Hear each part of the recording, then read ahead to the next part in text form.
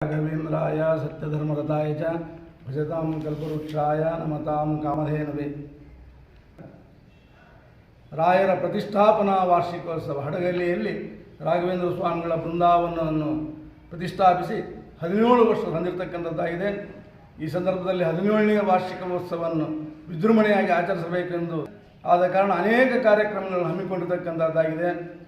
ಯಾವ ಮುಂಬರುವ ಕ್ರೋಧಿ ನಮ ಸಂವತ್ಸರ ಚೈತ್ರ ಮಾಸದ 20ನೇ ತಾರೀಕು ಶನಿವಾರ ದ್ವಾದಶಿ ದಿವಸ ಭಜನೆಯನ್ನು ಪುರಂದರದಾಸರ ಮಹಿಳಾ ಮಂಡಳಿಯ ಭಜನೆಯನ್ನು ಹಮ್ಮಿಕೊಳ್ತಕ್ಕಂಥದ್ದಾಗಿದೆ. ಸಾಯಂಕಾಲ 5 ಗಂಟೆಯಿಂದ ಭಜನೆ ಶುರುವಾಗ್ತಕ್ಕಂಥದ್ದಾಗಿದೆ, ತಾರತಮ್ಯ ಭಜನೆ.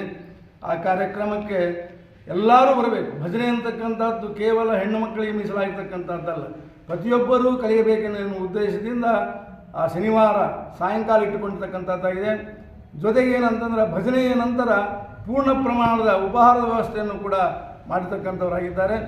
ಮರುದಿವಸ ವಾರ್ಷಿಕೋತ್ಸವದ ನಿಮಿತ್ತ ಕನಕಾಭಿಷೇಕ, ರಾಯರಿಗೆ ಪಂಚಾಮೃತಾಭಿಷೇಕ, ಹಸ್ತೋದಕ, ವಿಶೇಷವಾಗಿರ್ತಕ್ಕಂತಹ ಅಷ್ಟೋತ್ತರ, ವಿಷ್ಣು ಸಹಸ್ರನಾಮ, ಹರಿವಾಯುಸ್ತುತಿ ಪಾರಾಯಣ ಇತ್ಯಾದಿ ಅನೇಕ ಕಾರ್ಯಕ್ರಮ ಹಮ್ಮಿಕೊಂಡಿರ್ತಕ್ಕಂಥದ್ದು.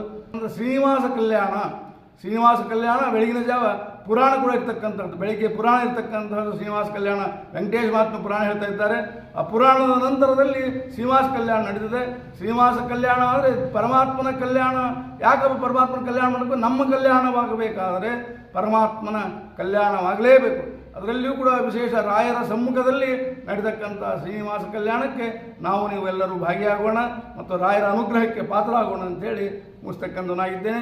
ಬಂದಿರತಕ್ಕಂಥವರಿಗೆ ವಿಶೇಷವಾಗಿರ್ತಕ್ಕಂತಹ ರಾಯರ ಪ್ರಸಾದ, ಹಸ್ತೋದಕ ತೀರ್ಥ ಪ್ರಸಾದವನ್ನು ಕಾರ್ಯಕ್ರಮವನ್ನು ಕೂಡ ಹಮ್ಮಿಕೊಂಡಿರ್ತಕ್ಕಂಥದ್ದಾಗಿದೆ.